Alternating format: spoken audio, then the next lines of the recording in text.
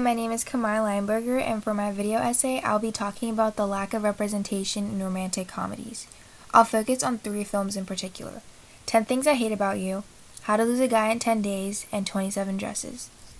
First, I want to talk about the genre as a whole. What constitutes a romantic comedy? When did they first start? Why are they so popular? And who is their primary audience? As defined by Tamar Jeffers McDonald, author of Romantic Comedy, Boy Meets Girl Meets Genre, a romantic comedy is a film which has as its central narrative motor a quest for love, which portrays this quest in a lighthearted way and almost always to a successful conclusion. Romantic comedies have been around for a very long time. One of the first was Girl Shy, 1924, starring Harold Lloyd, who was also the star of The Freshman. The genre gained a lot of popularity in the late 1990s and early 2000s. After When Harry Met Sally in 1989, there was a rom-com boom, with hits like Clueless, Sense and Sensibility, My Best Friend's Wedding, Notting Hill, She's All That, Never Been Kissed, and many, many more. Looking at all the many titles made me wonder why the genre was so popular. I think it's because of the hopeless romantic mindset it gives viewers. Watching these movies makes you think that there's a Harry out there in the world for your Sally. Another reason may be because of their predictability. There's a sense of comfort in knowing that the couple is going to end up together in the end. One last thing I wanted to touch on about romantic comedies as a whole is the audience for them. There are limited statistics on what specific races watch the genre, but multiple sources have said that the audience is mostly composed of women ages 14 to 40. In a poll that asked Americans if they felt that romantic comedies did a good job of representing different races and ages, the majority said somewhat. I think representation in the media is extremely important, especially the media that you consume often. For such a popular genre, there should be representation for everyone in its audience. 10 Things I Hate About You is an extremely iconic film, with a Rotten Tomatoes score of 71% and an IMDb rating of 7.3 out of 10. This Taming of the Shrew adaptation stars Julia Stiles, Heath Ledger, Joseph Gordon-Levitt, and Gabrielle Union. The film is about a high schooler named Kat whose personality is so sharp that her dad made a rule that her younger sister, Bianca, can't date until Kat dates someone, knowing that it would never happen. The film is set in a high school on the West Coast. Because of the setting, I expected there to be a lot more diversity than there was. There are only 2 recurring black characters, Chastity, Bianca's friend, and Mr. Morgan, a teacher. Other than that, all of the other speaking characters are white. Even in party scenes or hallway scenes, there's only 1 to 2 black students for every 80 white students. There's also a problematic joke about a couple of white kids pretending to be Rastafarians by wearing Jamaican clothes and dreadlocks. This could have been the humor back then, but I found it to be offensive. Michaela Griffin, a Tennessee State University student, wrote a thesis on diversity in romantic comedies. She points out that black characters are almost always just supporting characters. A study at Indiana University looked at the lack of minority characters in blockbusters, and Andrew Weaver, assistant professor of telecommunications, said, "You have this whitewashing of the mainstream films, and the only time that you see minority casts are for films that are marketed very specifically towards minority audiences." In her thesis, Michaela Griffin pointed out the successes of films like My Big Fat Greek Wedding and Crazy Rich Asians to prove the point that romantic comedies with minorities in major roles can do well. I think that this is just an example of what Andrew Weaver said. These movies are made with minority audiences in mind, instead of the main characters just so happening to be minorities. This reminds me of the desire that the black community has for wanting fewer movies that portray black pain. This is the idea that most movies made about black people almost always have characters overcoming oppression. Why can't there just be movies with lead minority characters and their characters not having to deal with any issues pertaining to their race? How to Lose a Guy in 10 Days is another popular romantic comedy. Starring Kate Hudson and Matthew McConaughey, it has an IMDb rating of 6.5 out of 10 and a Rotten Tomatoes score of 42%. The film follows an advice columnist, Andy, who challenges herself to lose a guy in 10 days and write about it in the women's magazine she works for. It turns out that the guy she's trying to lose, Benjamin, is on a similar mission. He bet that he could make a woman fall in love with him in 10 days, with people from his office. The film makes it a point to express that Andy isn't content with the material that she writes about.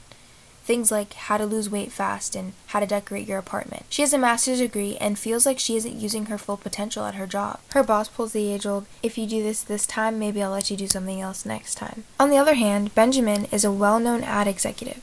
He's not completely happy with his job either, as he wants to work on bigger things like the jewelry business.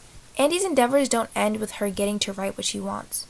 She ends up quitting, which is good, but I don't think it was good enough. If you're going to portray the main character as a magazine editor who can't make it up the ladder, at least make her realize before the end of the movie that she's worth more.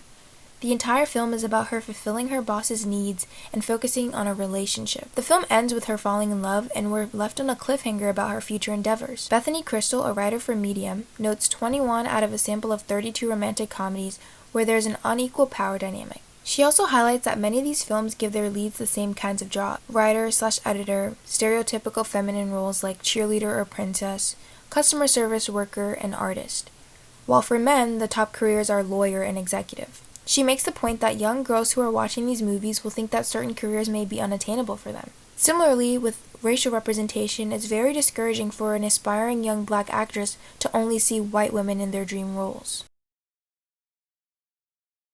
Lastly, I wanted to look at the film 27 Dresses. It stars distinguished actors such as Katherine Heigl, James Marsden, and Judy Greer.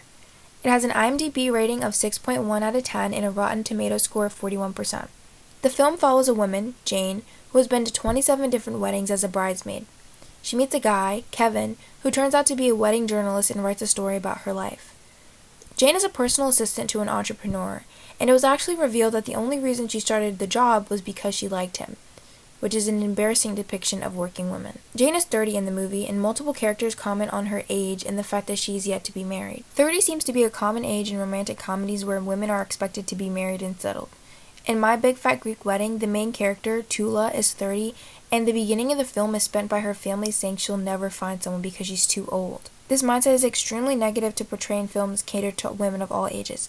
This could lead to self-doubt and insecurity among viewers. Associate teacher at the University of Lleida, Nuria Casado Gual, published an article titled Aging and Romance on the Big Screen, in which she illustrates the effect that these movies have on their viewers. She said, romantic comedies in particular have the capacity to reflect and at times contest anxieties and ideologies that are relevant to their social cultural context.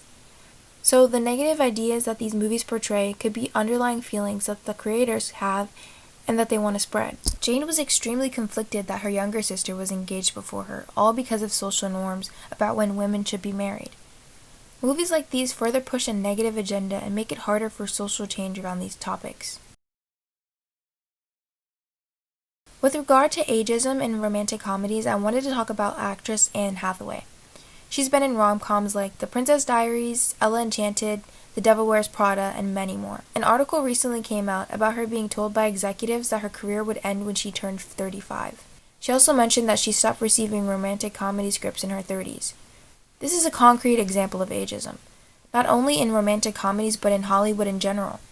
Everyone seems to think that the older women are, the less marketable they are, which is completely untrue. Hathaway just recently starred in a movie on Prime Video called The Idea of You, where she played a 40-year-old mother who was dating a 24-year-old pop star, and it did extremely well. Lastly, I wanted to talk about senior representation. PhD fellow Femke de Sutter and Ghent University professor Sophie Van Bowel did a study where they compiled the 2 most popular romantic comedies a year from 2000 to 2021, and the representation of the older generation fell into 4 categories: despondent, shrew, perfect grandparent, and golden ager. She concluded that there was a strong correlation between supporting or lead roles and the shrew stereotype. I realize it's important to have complex characters and stories, and not everyone has to be a perfect person, but it's very concerning that the stereotype of the shrew is extremely common in older people in particular. It feels like their characters didn't have much thought put into them, and an older character is automatically just mean. Going into this project, I only really noticed the lack of racial representation in romantic comedies, but discovering the misogyny and ageism was a big eye-opener. It doesn't have to be this way. I think that this genre has room for inclusivity, as do many others, and I don't think that the changes that can be made are very hard. Hire actors from different races and make them more than just supporting characters. Give the women in lead roles jobs that don't make them inferior to their male counterpart, and stop pushing the agenda that aging for women is such a bad thing. Once these negative ideals aren't being consumed by its impressionable audience, I see a way more positive and non-discriminatory society. I love romantic comedies, and I want to be able to watch them without noticing how white the cast is, or how misrepresented working women and older women are. I hope that this video has changed your perspective on the genre. I wish that the creators would remove their bias and think about their potential impact before creating their next film. Thank you for watching.